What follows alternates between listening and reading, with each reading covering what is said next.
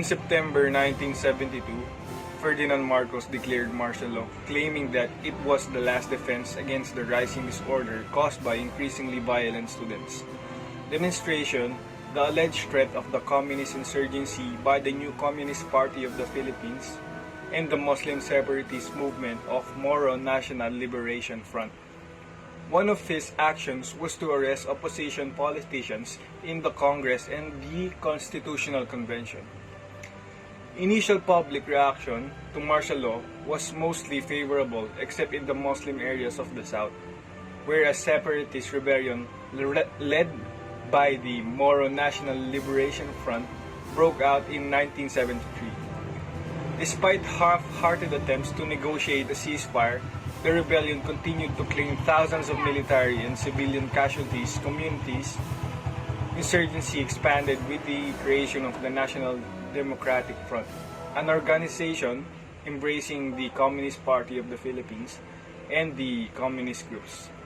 Under the martial law regime, was able to reduce violent urban crimes, collect unregistered firearms, and suppress communist insurgency in some areas. At the same time, a series of new important concessions were given to foreign investors, including a prohibition on strike by organized labor.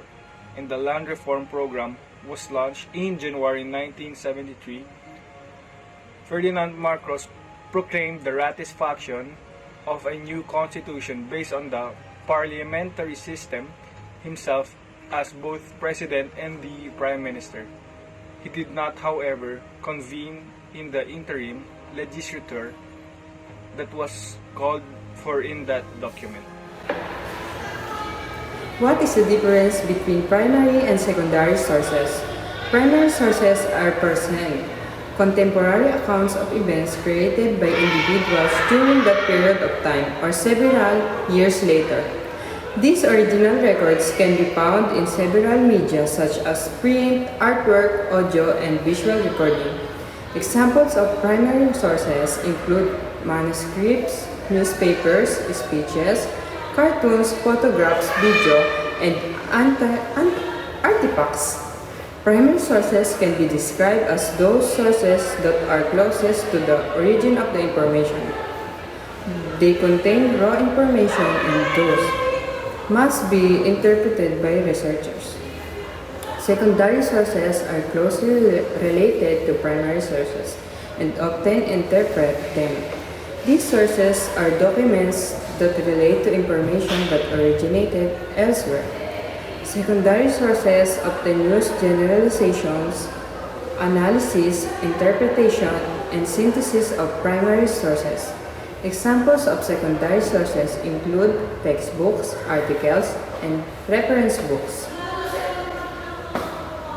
The Declaration of Philippine Independence.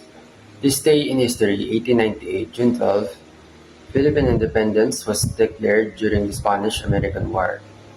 Filipino rebels led by Emilio Aguinaldo proclaimed the independence of the Philippines after 300 years of Spanish rule. Technically based on the document of the Declaration of Philippine Independence, the Philippines was not yet free from the Spaniards when this document was published and signed. The document is also emphasizing the thirst of Filipinos to be free. It is a testament of the aspiration for freedom and reasons behind their desire to be free. This document purposely provided the meanings of the symbols and details of our own flag.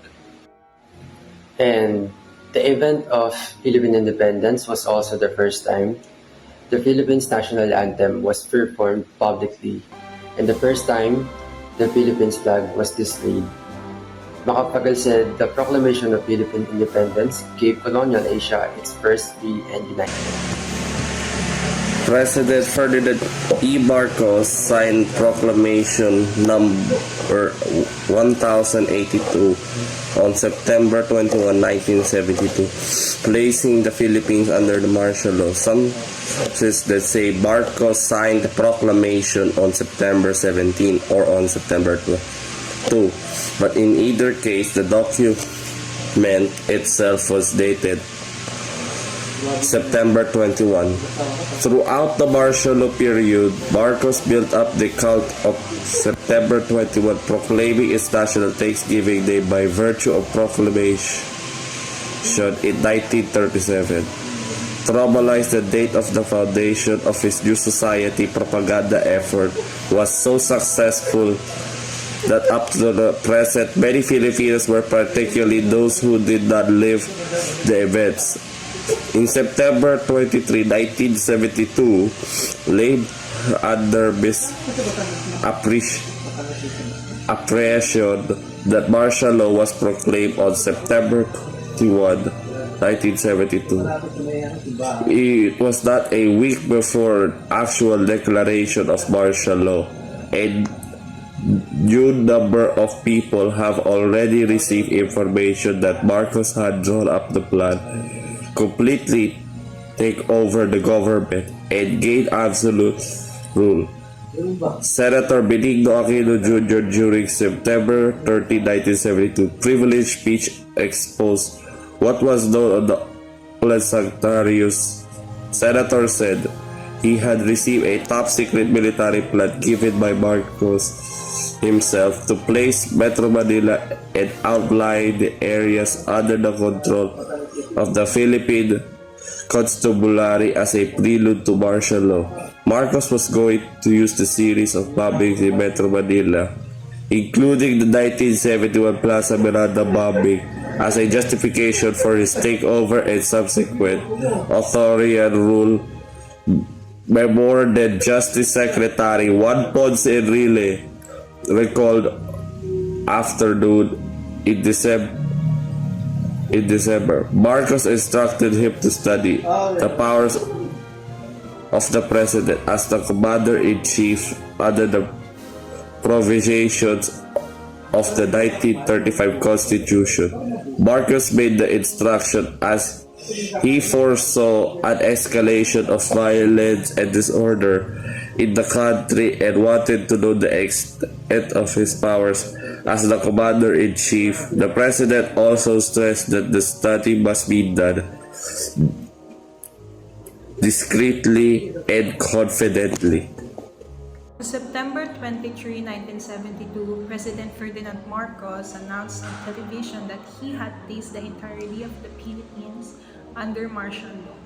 This marked the beginning of a 14-year period of one that would efficiently last until Marcos was exiled from the country on February 25, 1986.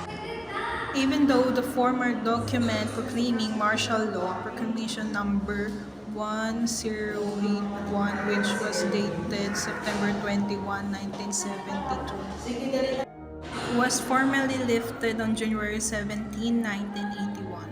Marcos retained essentially all of his powers as dictator until he was ousted.